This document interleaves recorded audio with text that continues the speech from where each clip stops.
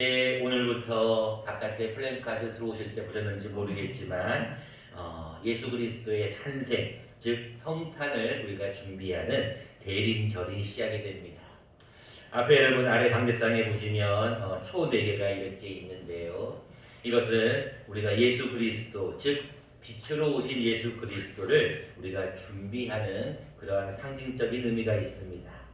이제 잠시 후에 초 첫 번째 점화를 할 건데 각 초마다 의미가 있어요. 첫 번째는 기다림과 소망의 초, 그리고 두 번째는 회개와 평화의 초, 세 번째는 나눔과 기쁨의 초, 마지막 네 번째는 화해와 사랑의 초를 해서 이제 12월 성탄 주일까지 4주를 우리는 대림절기로 지키게 됩니다. 여러분들 이 땅에 빛으로 오신 예수 그리스도를 여러분들이 생각하며 우리가 함께 예수 그리스도의 오심을 기다리며 준비하는 우리가 되었으면 좋겠습니다. 우리가 하나님 앞에 촛불 점화를 잠깐 하면서 예수 그리스도의 탄생을 준비하는 시간을 잠깐 갖도록 하겠습니다.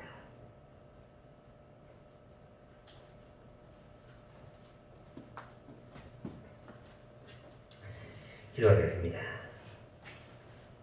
하나님 감사합니다. 이 땅에 빛으로 오신 예수님, 이 땅에 많은 죽어져가는 생명을 살리기 위해 오신 예수님, 그 예수 그리스도를 준비하고 예수 그리스도의 오심을 준비하는 믿음의 귀한 백성들, 이제 하나님 앞에 첫 번째 초를 점화하고자 합니다. 첫 번째 초를 통하여서 우리가 하나님 앞에 소망의 주님을 기다리며 이 한 주간 살아갈 수 있는 우리 되게 하여 주시옵소서. 감사하옵고 예수님 이름으로 기도합니다. 아멘. 점하겠습니다.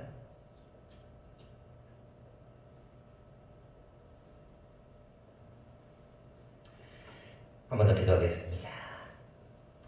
사랑하님 감사합니다. 우리가 오늘 대림절 첫 번째 주일을 맞이하여 예수 그리스도의 탄생을 준비하는 대림절을, 예수 그리스도의 탄생을 기다리는 첫 번째 초를 점화합니다.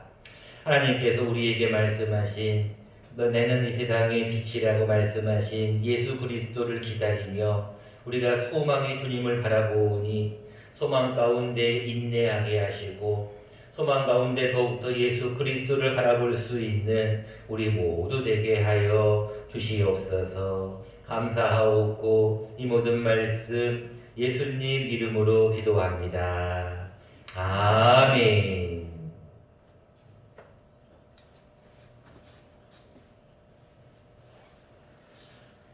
오늘 본문은 여러분이 잘 아시다시피 세례 요한의 사역이 나와 있습니다. 세례 요한은 여러분들 잘 아시는 대로 사가랴의 아들 세례 요한입니다. 그가 하는 일은 세례 요한이라고 붙었던 것처럼 모든 근처에서 세례를 전파하는데 특별히 어디서 세례를 전파했느냐 3절에 보니까 요한이 요단강 부근 그 각처에 와서 죄사함을 받게 하는 회개의 세례를 전파합니다. 자, 회개 세례를 전파하니까 수많은 자들이 세례를 받으러 나와왔고 수많은 자들이 세례를 받으러 나올 때 세례 요한은 좋은 말로 세례를 전파하지 않았습니다. 7절 말씀에 이런 말씀을 주고 있습니다. 어떤 자에게는 세례 받으러 나오는 무리에게 독사의 자식들아 누가 너희에게 일러 장차 올 진노를 피하라 하느냐라고 하면서 회개에 합당한 열매를 맺으라 라고 얘기합니다. 자, 그랬을 때 수많은 자들이 우리가 어떻게 할까요? 어떻게 할까요? 라고 얘기했을 때 세례 요한은 각자에게 맞는 처방전을 이렇게 말씀하셔요. 자, 우리가 본문을 읽진 않았습니다. 시간이 많지 않아서. 근데 15절 말씀에 이런 말씀이 있어요. 백성들이 바라고 기다림으로 모든 사람들이 요한을 혹 그리스도신가 심중에 생각하였다라고 기록하고 있어요. 무슨 얘기일까요? 세례 요한 당시에는 수많은 사람들, 즉 400년이라는 긴 시간 동안에 어느 누구의 선지자도 나오지를 않은 거예요. 그러니까 수많은 사람들이 무엇을 기다렸냐면 메시아를 기다리는 거예요. 아, 이제 곧 메시아가 임하겠구나 라고 생각을 하고 기다리고 있었던 거예요. 근데 요한이 와서 세례를 막 증거하니까 사람들이 이 사람이 그리스도가 아닌가라고 심중에 생각합니다. 이때 여러분 요한이 하는 놀라운 고백이 있습니다. 16절입니다. 나는 물로 너희에게 세례를 베풀거니와 나보다 능력이 많으신 이가 오시나니 나는 그의 신발끈도 풀지 감당하지 못하겠다라고 하며 그는 성령과 불로 세례를 베푸실 것이다. 즉 자기는 물로 세례를 베풀지만 내 뒤에 오시는 분은 불과 성령으로 세례를 베풀 것이고 나는 그의 신발끈을 푸는 것도 감당하지 못한다. 다시 말하면 자기는 주의 길을 예비하러 온 자다라는 것을 오늘 본문은 얘기하고 있어요. 자, 세례 요한이 예수 그리스도의 탄생을, 예수 그리스도의 오심을 준비하고 있을 때 많은 사람들이 요한이 예수인가? 요한이 그리스도인가? 라고 생각했을 때 나는 아니다 라고 얘기해. 이처럼 예수 그리스도의 세례 요한은 탄생을 준비하는 자가 세례 요한이었어요. 오늘은 이 세례 요한의 세례를 통하여서 많은 사람들이 이제 하나님의 구원하신 예수 그리스도의 탄생을 기다리고 있는 이 시점에 우리도 역시 무엇을 준비할 것인가? 오늘은 두 가지를 한번 생각해 보려고 합니다. 첫 번째입니다. 우리도 무엇을 준비하고 있어야 할 것인가? 우리는 회개하며 준비하고 있어야 한다는 것입니다. 여러분, 세례 요한이 베푸는 세례를 가장 중요한 차이점은 무엇이냐? 3절과 8절 말씀에 공통적인 단어가 나옵니다. 무슨 단어일까요? 그것은 회개라는 단어입니다. 3절입니다. 요한 요단강 부근 각처에 와서 죄사함을 받게 하는 회개의 세례를 전파했다. 또 8절 말씀해 보실래요? 그러므로 회개에 합당한 열매를 맺고 속으로 아브라함이 우리 조상이라 말하지 말라. 자, 세례 요한은 이스라엘 백성들에게 세례를 전파할 때 먼저 해야 될 것이 있는데 그것은 회개해야 된다는 거예요. 제가 회개에 대한 설교는 이미 복음 두 번째 원리 할 때 이미 설명을 드렸어요. 그래서 더 이상 설명은 드리지 않습니다. 회개라는 것은 하나님 앞에 가던 길을 멈추고 돌아오는 게 회개예요. 즉 이스라엘 백성들이 너희가 가던 길이 잘못되었으니까 빨리 회개하라는 거예요. 여러분 2020년도 이제 한 달 남았습니다. 딱 이제 한 달 남고 이제 이틀 후면은 이제 12월 달에 시작이 되는데 여러분 1년 동안 하나님 앞에 어떠한 삶을 하셨습니까? 특별히 오늘 8절 말씀에 회개에 합당한 열매를 맺으셨나요? 어떤 열매를 맺으며 여러분들 1년을 보내셨나요? 하나님께서 1년 12개월을 주시면서 우리에게도 각자에게 다들 열매를 맺으라고 시간을 똑같이 주셨어요. 여러분들 어떤 이는 열매를 맺은 이도 있을 것이고 어떤 이는 열매를 못 맺은 자도 있을 거예요. 근데 성경은 많은 열매 가운데 회개에 합당한 열매라는 것을 다시 한번 강조해요. 회개에 합당한 열매가 무엇일까요? 회개에 합당한 열매라는 건 다른 열매가 아니에요. 하나님 앞에 내가 얼마만큼 더 회개하며 얼마만큼 좀 더 그리스도를 닮아가고 있느냐라는 것에 대한 열매예요. 여러분들 하나님 앞에 나는 정말로 죄인이라는 걸 알잖아요. 근데 내가 하나님 앞에 올 1년 동안 이만큼 예수 그리스도를 닮아갔습니다. 우리가 이걸 보통 성화라고 얘기하는데 얼마만큼 예수 그리스도를 더 닮아가는 삶을 살았는가? 얼마만큼 예수 그리스도를 닮아가는 말을 하였고 얼마나 예수 그리스도를 닮아가는 행동을 하였는가? 예수님이라면 어떻게 하실까를 내가 얼마만큼 생각하고 있는가를 다시 한번 점검해 봐야 된다는 거예요. 이게 회개에 합당한 열매. 여러분 하나님 앞에 1년 동안 나는 그리스도를 닮아가는 삶에 이만큼 다가갔습니다. 우리가 보통 100점 만점이라고 했을 때 현재 나의 점수가 몇 점인데 나는 1점이라도 하나님 앞에 더 가까이 가려고 노력하였습니다. 그러면 잘한 거예요. 근데 내가 회개에 합당한 열매를 맺지 않고 아무런 노력도 하지 않고 죄와 싸우되 피 흘리기까지 대항하지 않고 그냥 그대로 살았고 심지어는 신앙의 퇴보가 되었다면 성경은 뭐라고 말씀하고 있어요? 9절 말씀에 무서운 말씀을 주시고 있어요. 이미 도끼가 나무 뿌리에 놓였다는 거예요. 좋은 열매 맺지 아니하는 나무는 찍혀서 불에 던진다는 거예요. 여러분 이제 1년을 마무리하고 있는 그런 시점인데 하나님 앞에 나는 어떠한 삶을 살았는가 다시 한번 생각해 보아야 돼요.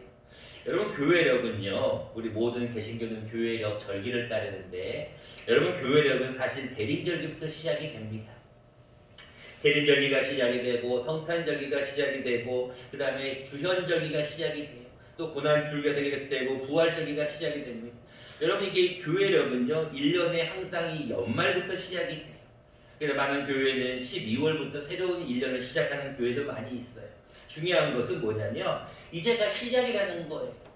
교회력으로 시작 보면은 우리가 대림절이라는 것은 예수 그리스도의 성탄절이 12월이기에 마지막이구나 이게 아니라 새로운 절기가 시작이 돼요. 여러분 생각해 보세요. 사람이 태어나야지 죽는 거 아니에요.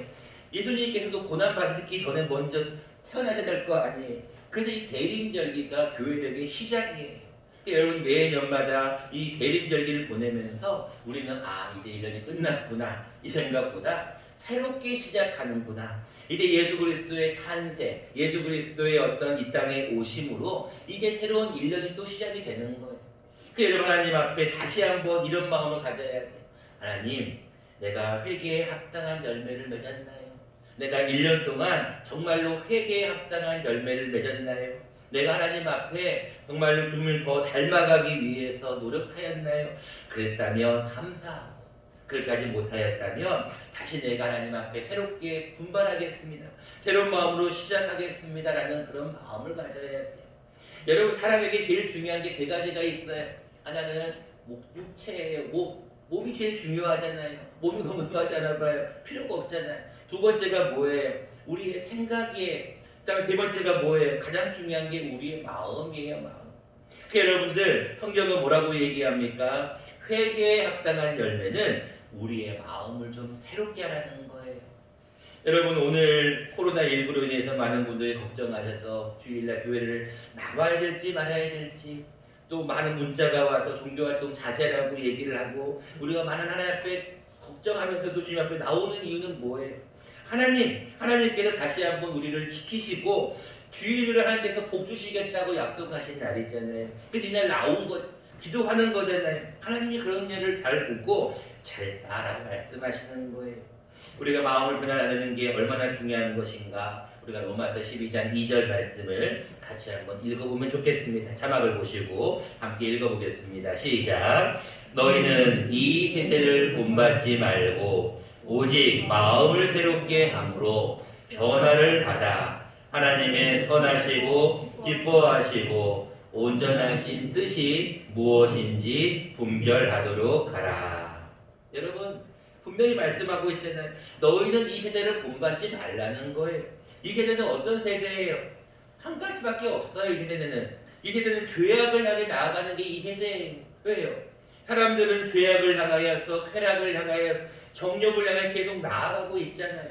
여러분, 이 세상의 길은 다 무슨 길? 넓은 길이에요. 많은 사람들이 가려고 하는 그 길이, 돈을 위해서라면 뭐든지 하는 게 이 세상이라는 거. 그런데 너희는 이 세대를 본받지 말라는 거예요. 그리고 가장 중요한 거, 무엇을 새롭게 하라고요? 마음을 새롭게 하라는 거예요. 사실 여러분들이 앞에 있는 이 초를 보면서도 여러분들은 무슨 생각을 하십니까? 이게 뭐지? 작년에는 없었는데? 라고 생각하실 수도 있을 거예요.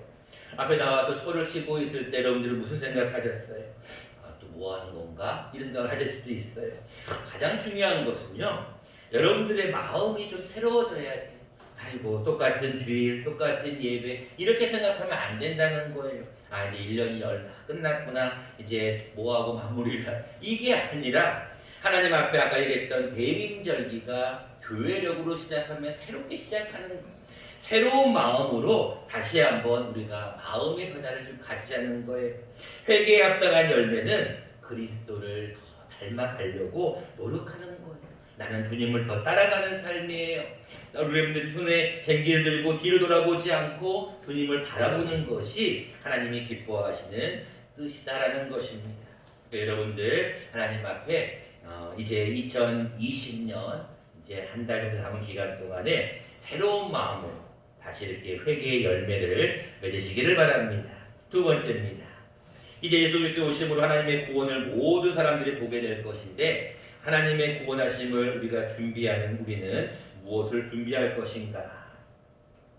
첫 번째는 회개에 합당한 열매를 준비해야 된다면, 두 번째는 우리가 무엇을 할까요? 라는 것을 준비해야 됩니다. 무엇을 할까요? 무엇을 할까요? 이게 무슨 말일까? 세례 요한이 예수 그리스도의 오심을 증거하면서 세계의 세례를 전파합니다. 회개 세례를 전파하고 세례를 직접으로 베풀죠. 수많은 자들이 나옵니다.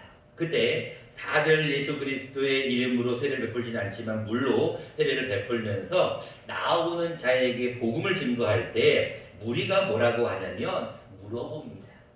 10절 말씀입니다. 무리가 물어 이르되 그러면 우리가 무엇을 하리이까?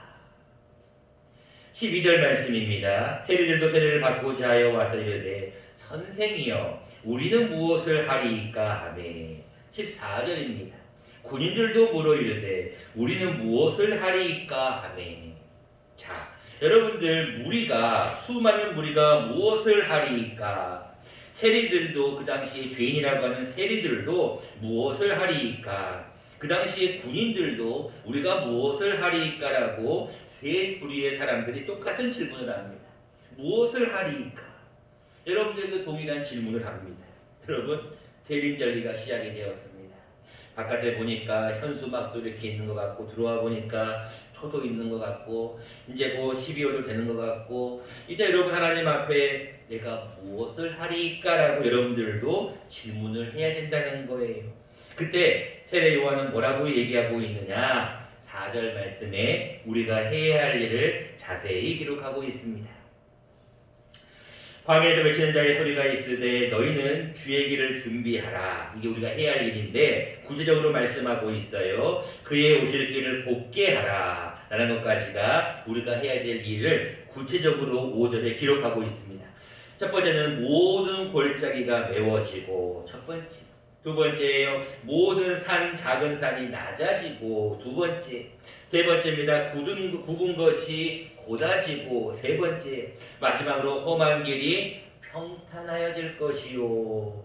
자, 여러분 다시 말씀드립니다. 5절 말씀을 네 단어를 잘 생각해 보세요. 5절에 모든 골짜기가 메워진대요. 여러분 골짜기 한번 생각해 보세요. 이게 푹 하였잖아요. 여러분들 저기 뱀이 거기로 가려면은 제가 이렇게 녹록길로 이렇게 가다 보면 지금도 공사를 하고 있어요. 공사를 하면 어때요? 모든 걸 다 이렇게 파헤치잖아요. 땅을 파헤치잖아요. 근데 그 파헤치고 다 파헤친 다음에 어떻게 해야 돼요? 뭐를 메꿔야 될 거 아니에요. 첫 번째 이렇게 메꾸는 거예요. 그 다음에 다 메꾸고 나면 그것을 다져야 되잖아요. 그 다지는 게 뭐예요? 낮아지는 거예요. 그 다음에 다져진 다음에 그것이 굽은가 고든가를 보는 거예요. 고다진다는 거예요. 마지막으로 잘 고다지면 그 길이 뭐가 돼요? 평탄해진다는 거예요. 여러분 세례 요한이 얘기하였던 예수 그리스도의 오심을 준비하면서 할 일은 뭐냐면 곱게 하라. 준비라는 건 뭐냐면 메워지고 낮아지고 고다지고 평탄해진다는 거예요. 그래야 모든 육체가 하나님의 구원하심을 본다는 거예요. 여러분들도 마찬가지예요. 여러분들이 하나님 앞에 메워지고 낮아지고 고다지고 평탄해야지. 이게 한마디로 얘기하면 뭘까요? 우리가 하나님 앞에 겸손하다는 얘기예요. 우리가 하나님 앞에 남을 섬기라는 거예요. 여러분 이것을 정확하게 뭐라고 말씀하고 있는지 아세요? 11절부터 14절까지 한 번 더 얘기합니다. 아주 구체적으로 얘기합니다.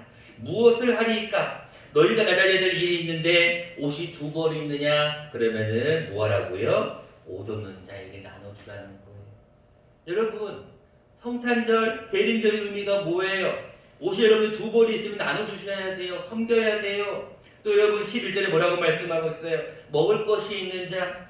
여러분 먹을 것이 있으면요 그렇게 하라는 거예요. 나눠주라는 거예요. 이게 우리가 해야 될 일이라는 거예요. 12절 말씀에 세리에게 뭐라고 말합니까? 부과된 것 외에는 거두지 마. 공정하게 하라는 거예요. 또 13절, 14절 군인들에게 뭐라고 얘기합니까? 다른 사람을 강탈하지 말라는 거예요. 고발하지 말라는 거예요. 급료를 족한 줄로 알라는 거예요. 여러분 남을 섬기고 나누고 정직하고 자족하라는 이 이야기의 한 가지 핵심은 뭐냐면 여러분들이 다른 사람들을 위해 좀 살라는 거예요.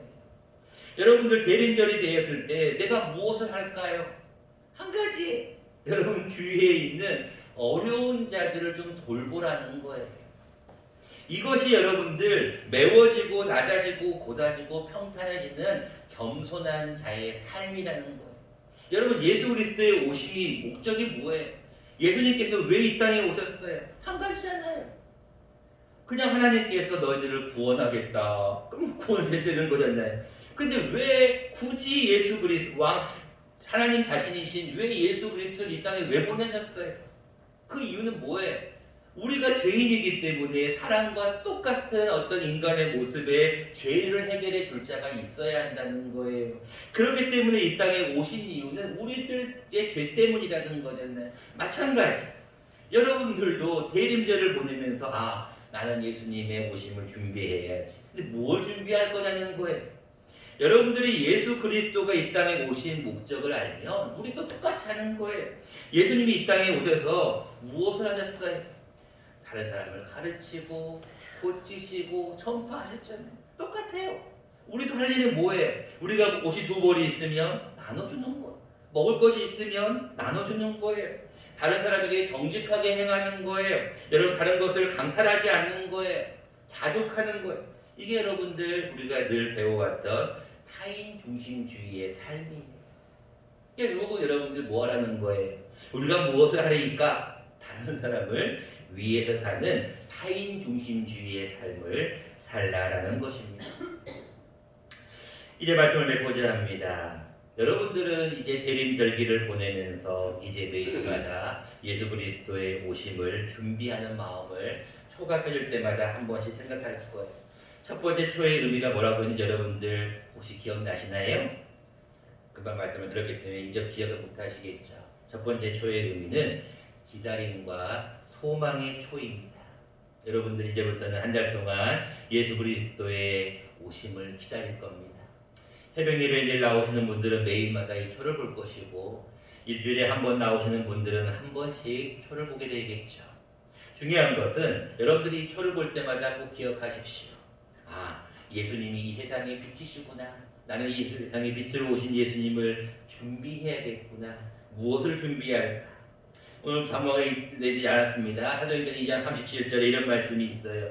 저희가 이 말을 듣고 마음에 찔려 베드로와 다른 사도들에게 물어 이르 가로되 형제들아 우리가 어찌할꼬 하거든. 여러분 대림절기가 시작되는 이 시점에 우리가 무엇을 할꼬 어찌할꼬라고 우리는 다시 한번 생각해 봐야 돼요. 예수님께서 이 땅에 이제 오실 날이 이제 점점 가까우고 있는 때 하나님 앞에 우리가 무엇을 할까요? 오늘 보면 나와 있듯이 세례 요한이 증거했던 것처럼 여러분 주위에 있는 다른 사람들을 좀 섬기고 나누고 그리고 자족하는 마음으로 살라라는 것입니다. 여러분 이 한 주간 살아갈 때 회개에 합당한 열매, 그리스도를 닮아가는 삶, 그리고 무엇을 하릴까에 대한 타인 중심주의 이 두 가지 여러분들 잘 기억하셔서 이 한 주간 대림절기 첫 번째 주일 하나님 앞에 영광 돌리는 저와 여러분 되시기를 간절히 축원합니다.